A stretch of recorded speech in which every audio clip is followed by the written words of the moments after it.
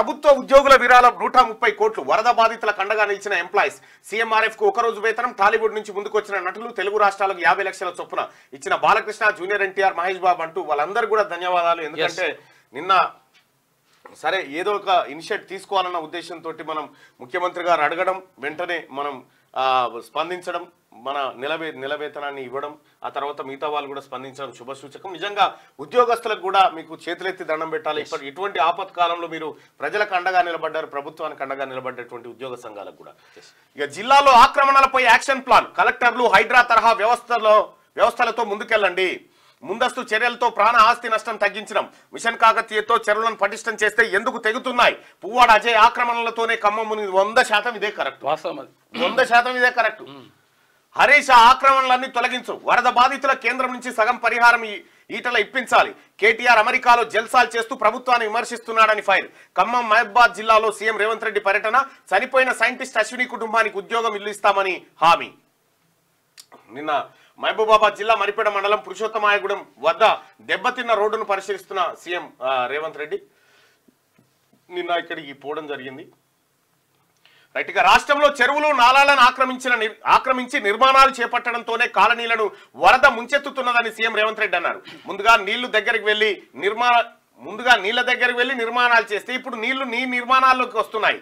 గతంలో రాష్ట్ర వ్యాప్తంగా గొలుసుకట్టు చెరువులు ఉండేవి. వాటికి వర్షపు నీరు వెళ్లే మార్గాలను మూసివేయడం వల్లే భారీ నష్టం జరుగుతున్నది. గత 10 ఏళ్ల బీఆర్ఎస్ పాలనలో వేలాది చెరువులు, కుంటలు, నాలాలు, వాగులు కబ్జా గురయ్యాయి. మేము అధికారంలోకి రాగానే వాటి పరిరక్షణ కోసం కఠిన చర్యలు చేపడుతున్నాం. త్వరలోనే సర్వే ఆఫ్ ఇండియా మ్యాప్స్ ద్వారా రాష్ట్ర వ్యాప్తంగా ఇలాంటి ఆక్రమణలు గుర్తించి తొలగిస్తామని సీఎం తెలిపారు. ఇప్పటికే హైదరాబాద్ లో హైడ్రా ఆధ్వర్యంలో అక్రమ నిర్మాణాలను తొలగిస్తున్నామని చెప్పారు.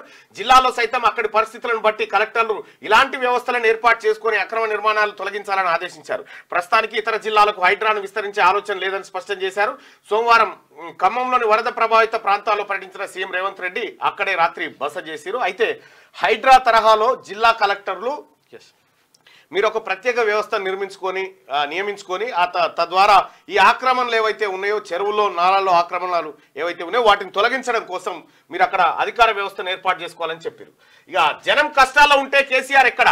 ప్రజలు కష్టాల్లో ఉన్నారని బాధ్యత గల ప్రభుత్వంగా మేమంతా క్షేత్రస్థాయిలో పర్యటిస్తున్నాం. కానీ ప్రతిపక్ష నేతకు బాధ్యత లేదు. అందుకే ఆయన ఫామ్ హౌస్ కు పరిమితమయ్యారు. కేసీఆర్ సీఎంగా ఉన్న 10 ఏళ్ల పాటు రాష్ట్రంలో ఎలాంటి నష్టం జరిగినా ప్రజల్లోకి వెళ్ళలేదు. ట్రైన్ యాక్సిడెంట్ లో చిన్నారులు చనిపోయినా చెల్లించలేదు. ఈ ట్రైన్ యాక్సిడెంట్ లో చిన్నారు లేడా? తన సొంత నియోజకవర్గం గజ్వేల్లో మాసాయిపేట కాడ స్కూల్ బస్సును ట్రైన్ ఢీకొట్టిన ఘటనలో 16-17 మంది విద్యార్థులు చనిపోతే కనీసం పోయి తొంగి చూడలేదు గతంలో కేసీఆర్. కొండగట్టు కాడ ప్రమాదం జరిగి 60 మంది చచ్చిపోతే కనీసం కన్నెత్తి చూడలే కేసీఆర్ అక్కడ. ఇక రాక వరదలు వస్తే ఇటు పోయి క్లౌడ్ బరెస్ట్ అని చెప్పి 1000 కోట్లని ఇట్లా వెళ్ళి వచ్చిండు అంతే. ఆ 1000 అటే ఏది మన ఊర్ల పొంటి వస్తారు చూడు, ఏది ఒక ఆయన ఉంటుండే మా ఊళ్ళే, ఏమన్నా షాపులకు రాగానే చాయ్ దేరే అంటే అటే, ఇక చాయ్ దేరే అంటే అట్లా 4 ఛాయలు దేపోరా అని ఇట్లా అంటారు. అటే పోతుంది. ఇట్లాంటివి మళ్ళీ రావద్దు. వాడు ఛాయ్ తెచ్చేది లేదు, వీనికి దాపేది లేదు. వారికి ఎరుక ఈ సిగ్నల్ సేమ్ అదే కార్యక్రమం అన్నట్టు. జనం కష్టాల్లో ఉంటే కేసీఆర్ కష్టాల్లో ఉన్నారు. సరే మీకు పని చేత కాదు, మీ బీఆర్ఎస్ పార్టీ ఏం పని చేయదు, గతంలో లాగా మీకు దోసుకత్తినోడు తప్ప ఇంకేం తెలియదు అనుకుంటే సప్పుడే కూసోరి. కానీ ఇగరం తప్పిన పీనిగే మోస్టోన్ మీద బయలుకు పోయినట్టుగా ఇక్కడ పనిచేసేటోళ్ళని అక్కడ అమెరికాలో కూర్చొని ఒక ఆయన, ఫామ్ హౌస్ లో కూర్చొని ఇంకొక ఆయన విమర్శిస్తారా?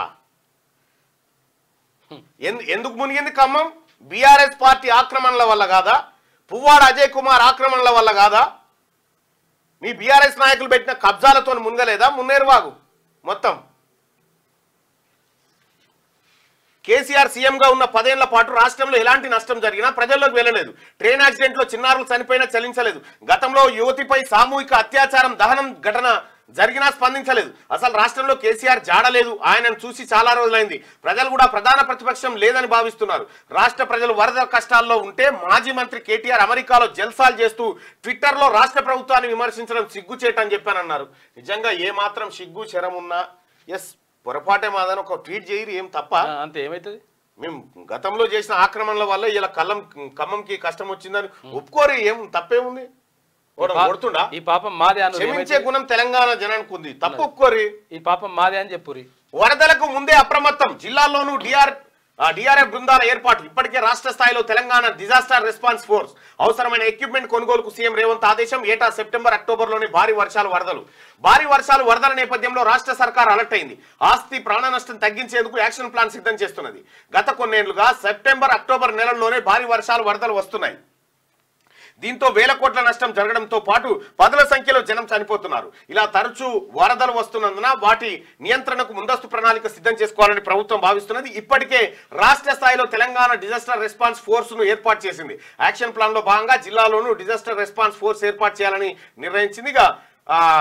టీజీడీఆర్ఎఫ్ కు ప్రత్యేకంగా ఫండ్స్ కేటాయించడంతో పాటు ఒక హెలికాప్టర్ కూడా కొనుగోలు చేయాలని ప్రభుత్వం ఆలోచన చేస్తున్నదని తెలిపింది. విపత్తులు సంభవించినప్పుడు దీన్ని వాడుకోవాలని సర్కార్ భావిస్తున్న డిజాస్టర్ రెస్పాన్స్ ఫోర్స్ బృందాల్లో ఒక్కో దాంట్లో 100 మంది సిబ్బంది ఉండనున్నారు. వాళ్లకు ప్రత్యేకంగా ట్రైనింగ్ ఇవ్వనున్నారు. అలాగే వరదలు వచ్చినప్పుడు బాధితులను రెస్క్యూ చేసేందుకు అవసరమైన ఎక్విప్మెంట్ కూడా కొనుగోలు చేయనున్నారు.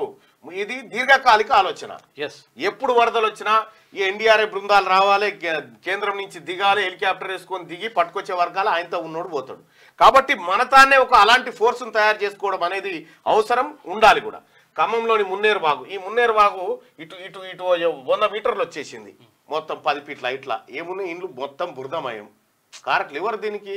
అక్కడ మొత్తం వెంచర్లు వేసిరట. ఏది బఫర్ జోన్ లో, తర్వాత FTL లో 7 జిల్లాల్లో 100 సెంటీమీటర్ల వాన. ములుగు జిల్లాలో అత్యధికంగా 139 సెంటీమీటర్లు. రాష్ట్ర వ్యాప్తంగా 80 సెంటీమీటర్ల నమోదు. సంగారెడ్డి మినహా రాష్ట్రమంతటా సగటు కంటే ఎక్కువ వానలు. కరువు జిల్లా పాలమూరులోనూ రికార్డు స్థాయిలో వర్షాలు కొట్టినాయి. రైట్గా అమీన్పూర్ మున్సిపల్ చైర్మన్ అక్రమ నిర్మాణాలు కూల్చివేత. అందరికీ శరార్థులు. పెన్నుతో మీకు మంచి సోపతుందా? తెలంగాణ యాసలో ముచ్చట్లు రాయడం మీకు తెలుసా? మీలాంటోళ్ళని ఎత్తుకుతుంది మా క్యూ న్యూస్. మరి ఆలస్యం చేయకుండా మాకు ఫోన్ చేయండి. 8688892608. లైక్ చేయండి.